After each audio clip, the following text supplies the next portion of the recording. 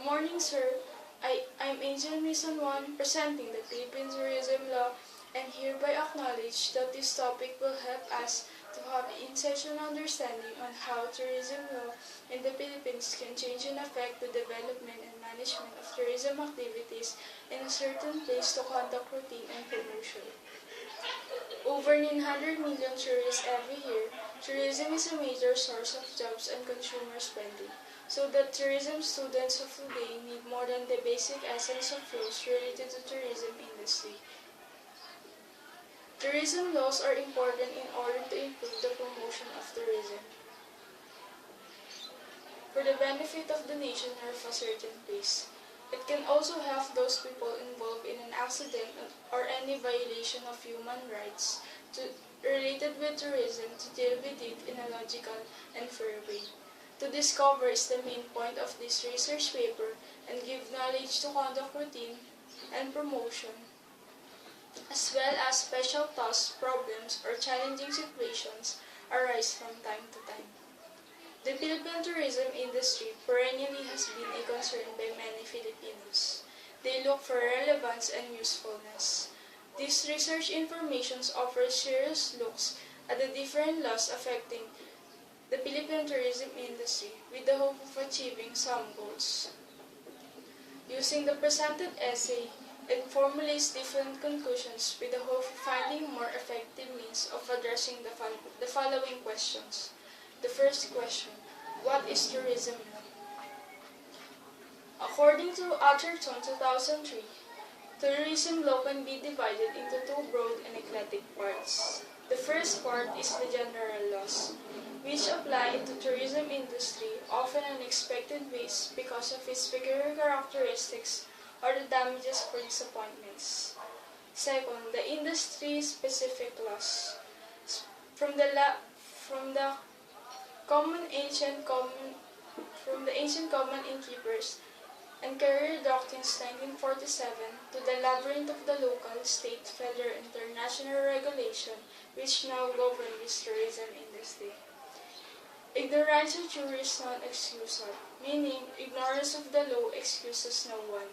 Without law, our world would be very unstable and peace would be difficult to achieve. According to the legal doctrine of the Roman law 499 BC.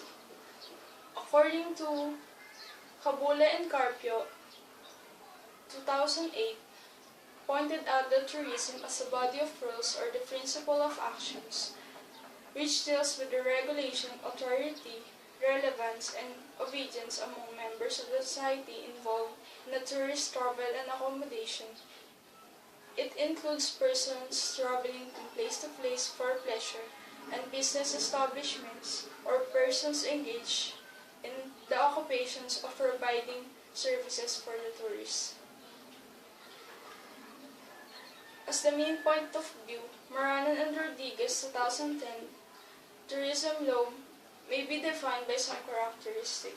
First, it is a rule of human conduct promulgated by competent authority and is of general observance. It only means that only human beings are obliged to obey the law. However, corporations shall be required to obey it, including the top officials of the land. No man is above the law. All are expected to obey it, including the top officials of the land. Hence, laws can only be enacted by the legislators of the country. To sum it up, it is all about the importance and definition of tourism law. The increasing recognition by industry, government, and international agencies that effective laws and institutions are fundamental to achieve successful outcomes. This tourism law is a rule of as conduct, just and obligatory, promulgated by legitimate authority and of common benefit. Question number 2. What are the Philippine tourism laws and how do they affect tourism industries? According to COMIAT 2009, one of the Philippine tourism law is Tourism Act of 2009, which declares a national policy for tourism as an engine of investment, employment, growth, and national development.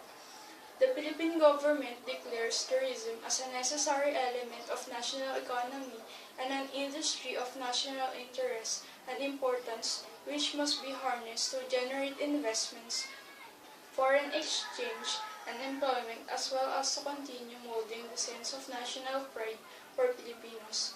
Through this law, the Philippines is being geared not only as a premier travel destination but also a potential investment haven for domestic and foreign investors. According to the book of Kabulay and Carpio 2008, there are three laws related to tourism that affect tourism industries. The first tourism laws are the laws regulating transportation establishments. It is the standard of care required of common carrier in bringing safely its passengers and goods from one place to another. If injured or death occurs, the presumption of negligence and automatically arises and the common carriers can be held liable if they fail to prove extraordinary diligence for the duration of the carriers. Second laws are the laws regulating accommodation establishments. It is the rights of hotel guests to identify the laws affecting the accommodation establishments by meeting minimum requirements of the law. And lastly, the third law are the laws regulating restaurants and other tourism-oriented establishments, where it concludes responsibilities of a restaurant or similar establishments. It identifies the laws that govern restaurants, caterers, bars, health and fitness clubs, spas, and entertainment outlets, and give relativeness to issues and problems arise in different establishments as well as tourism activities. According to Department of Tourism 1992, these are various laws governing Philippine tourism, including the various government agencies involved therein. Philippine laws governs the rights and obligations of stakeholders in the hospitality and tourism industry. It provides for their rights, liabilities, and even benefits as prescribed by law. The following rules and regulations as amended are hereby promulgated to govern the accreditation of restaurants, department stores, museums, training centers, homestays, rest areas in gasoline stations, sports and recreational clubs, including the definition of terms, standard requirement for restaurants, standard equipments for shops, department stores, standard requirements for sports and recreational club, for museum, for training center, and others. To sum it up, laws regarding restaurants, transportation, other tourism-oriented establishments takes place in the tourism industry. Philippine laws govern the rights and obligations of stakeholders in the hospitality and tourism industry. What are the classification of law related to tourism?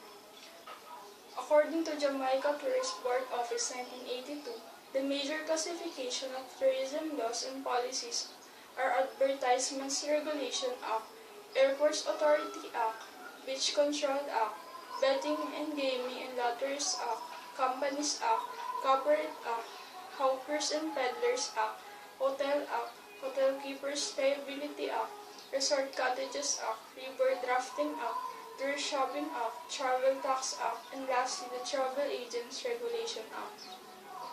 There are many various classifications of law related to tourism, and they have different tasks and responsibilities for the services they render to public and of the persons who have acquired rights therein and for purposes incidental to or connected with the matters of foregoing purposes.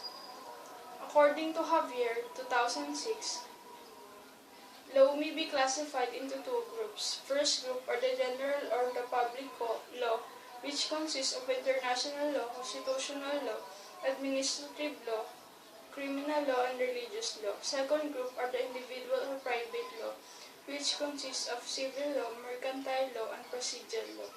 The fundamental laws affecting tourism from the core of legal concepts which aid the confrontation with the practitioner in their appreciation of the tourism phenomenon and the tourism activity in a particular place or environment. According to Malby, Bokye, Jones, 2013, this classification of law related to tourism is important to the economy and where crimes associated with tourism are recognized. However, such developments are scarcely universal. Police and private security working together in a cooperative approach to crime prevention and public safety. If the particular tourism law and police and private security work together, it has the positive result where crimes will decrease and development and management will be more elaborate and effective. To sum it up, knowledge of the Philippine Constitution's cooperation law and application and contract is highly fundamental in the study of tourism. As fundamental law, they serve as the legal framework for the specific laws. They serve as the legal framework for the specific laws, rules, and regulations governing the tourism industry. Question number 4. Where can tourism law be applied? According to Advising Investors 2004, considering that tourism needs to be applied and developed in a sound, sustainable way in keeping with its changeable nature, recognizing tourism's eminently dynamic quality as a creator of jobs and a generator of foreign currency, and the need to bring existing legislations up to date, it is incumbent upon the state to update the relevant legal instruments. According to Maranan, M.H., Maranan, J.B., and Rodriguez, tourism law can be applied in law on travel or the transportation sector. If you analyze the different incidents happen every year, tourism industry is commonly associated with the problems involving the transportation. Hence, the authors of this book believe that there is a necessity to further educate the future practitioners of this hospitality industry on matters involving transportation law. Transportation is one whereby a certain person or association of persons obligate themselves to transport persons, things, or news from one place to another. Common carriers is the one who undertake to transport or convey persons and other gratuitously or for hire and are classified as public and private sector carriers. According to Kabulay and Carpet 2008, society has evolved wherein business establishments engaged in tourism have been in the food service, hotel service, transportation service, travel and tour operations, event management, and even medical tourism, among others, all for the interest of gratification, happiness, amusement, and entertainment of people traveling from place to place.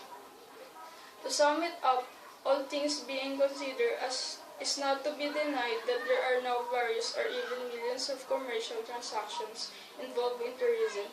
In addition, numerous regulations are being imposed by the different government agencies in order to promote tourism developments for international or national interests. Thank you for watching, sir.